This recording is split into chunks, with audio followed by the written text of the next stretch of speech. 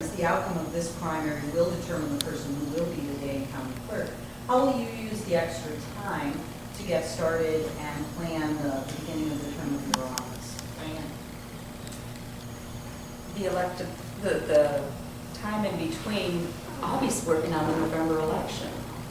I'm the only one here who is a clerk, so my duties don't end for the November election. I'll still be administering that election. In the meantime, I will be working with Karen Peters, the current clerk. What is she doing? How's it being done? The process, and also working on the budget as it comes in, knowing where the county stands with that. So I won't have a lot of time in between because I am a working clerk. And also in regards to the comment from Mr. Quito about the Fitzgeralds up at the Capitol, I think he needs to listen to the entire thing because we were not there in support of, we were standing as a non-biased position.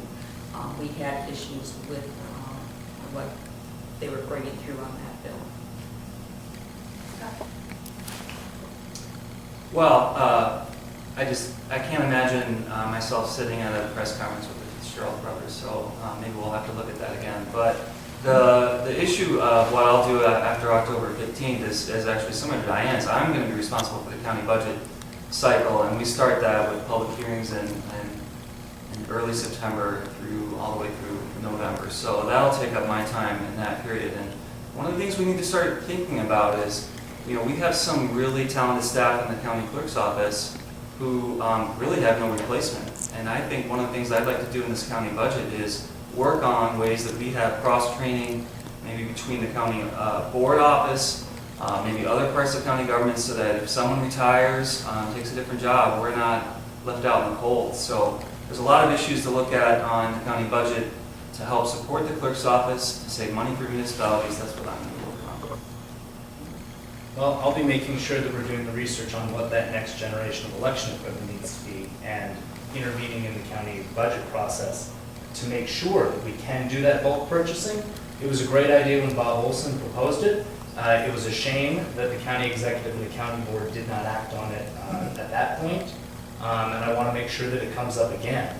I will not be handling ballots for the November election because, of course, state statute prohibits anyone except for an incumbent municipal clerk running for re-election as municipal clerk from handling ballots and doing that role of elections. I assume Dane will be turning that over to a deputy of some sort.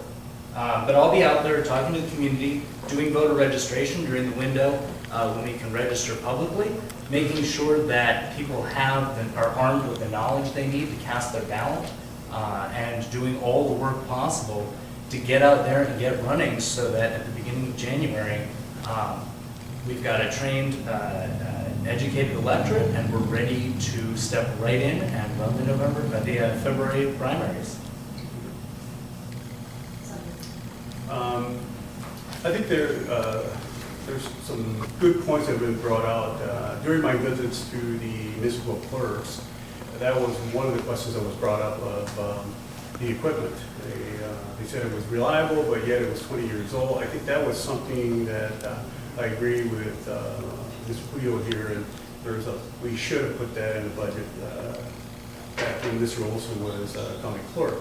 That's something that we need to take a look at. The other is that, again, Mr. Quito has put on it, and congratulations to him on that, but start working with the community, because I feel that there is a void out there that we need to bring people in and talk to them about absentee voting, as well as if they're qualified and to vote, they should be voting. We need to get that message out, and we should do it in January. I think all the training should be done in January, not only to potential voters, but also to the SVDs, SRDs as well, and groups that are interested in increasing the voting.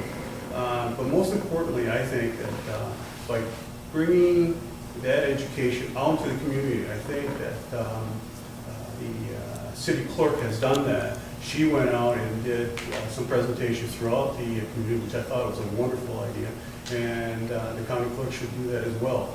So that is something that I'm going to be focusing in 2018.